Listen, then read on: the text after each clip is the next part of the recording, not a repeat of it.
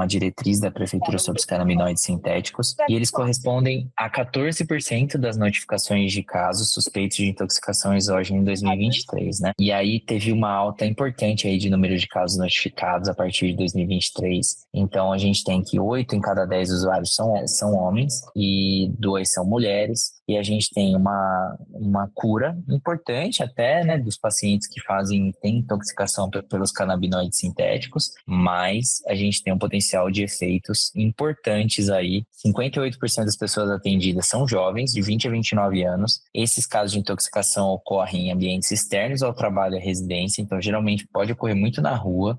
Tem uma correlação muito grande em cor da pele e vulnerabilidade social e, consequentemente, ausência de educação formal.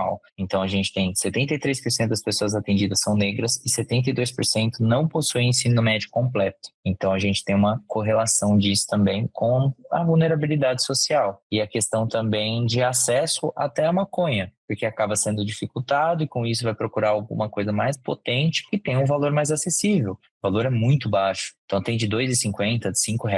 Então, geralmente, eles acabam optando por esse uso para ter um efeito mais potente e também por ter um custo mais barato, né? Então, muitas vezes, essas novas substâncias são uma resposta até à criminalização, né, das outras substâncias que a gente já tem, né? E é o custo delas que às vezes é mais alto. E a gente tem uma possibilidade grande aí de eventos importantes, né? Falando muito sobre convulsões, agitação psicomotora, presença de sintomas psicóticos. Então é uma coisa que tem se tornado muito comum a gente receber pacientes assim, tá? E é algo muito novo, a gente praticamente não tem estudos sobre, a gente não tem muitas análises sobre o que tem, né, exatamente no canabinoide sintético, mas a gente sabe que é um composto produzido em laboratório com efeitos muito semelhantes ao THC. E é como se fosse uma reação que, por ser o fitocannabinoide, a maconha, né, a gente acaba sendo uma substância, vamos pensar, quimicamente suja. Existem os canabinoides, o THC, os terpenos, os flavonoides, ou seja, ela se liga com diversos receptores. Quando você faz uso de uma substância que tenta emular praticamente tudo do THC, ela se liga com muita força. E por isso tem esse efeito, é muito importante aí e potencialmente fatal também. E tem as anfetaminas, principalmente dos tipos estimulantes, né? Que é um estimulante do sistema nervoso central, é uma forma sintética da anfetamina por via oral, inalada, injetada, que pode ser chamado de tina, cristal, ice. Ela aumenta a energia, alerta, euforia, ela reduz a fome, pode causar insônia. Doses altas podem levar a paranoia, alucinação, comportamento agressivo. E é um composto que é muito viciante, né? Tem efeitos rápidos, intensos, então tem uma possibilidade de uso compulsivo. E também, com o efeito, pode causar danos cerebrais, deteriorização física, problemas cardiovasculares e perda de memória. Tem uma deterioração dental, que é a boca de metanfetamina. Eu vou mostrar 2 usuários aqui para vocês que tiveram aí uma piora da aparência, infecções de pele também, psicose, comportamento impulsivo. E é legal na maioria dos países, né? Em algumas condições médicas,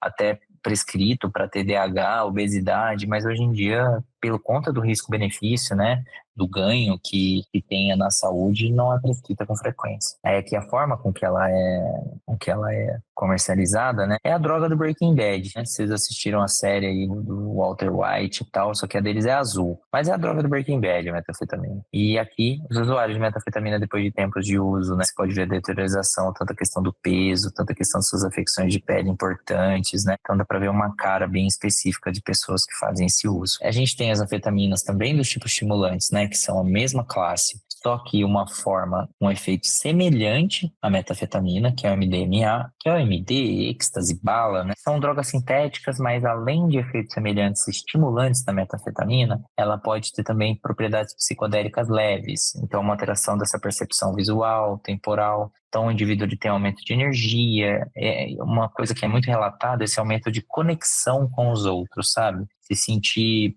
parte de algo maior. Então, os pacientes eles podem se hidratar, aumentar a temperatura corporal, problemas cardíacos. É uma droga muito utilizada em contexto de festa, rave e carnaval. Então, assim, é uma coisa importante que geralmente está associada com calor, então precisa ter uma hidratação importante, né, no contexto da redução de danos. E já é utilizado também como possível tratamento para TEPT, que é o transtorno de estresse pós-traumático. não tem ainda regulamentação ou qualquer uso formal, mas já foi estudada para isso. E aí, só dividindo um pouquinho para conhecimento de drogas psicodélicas e drogas dissociativas, né? Basicamente, a ação das drogas psicodélicas, elas afetam a forma com que o cérebro processa a serotonina.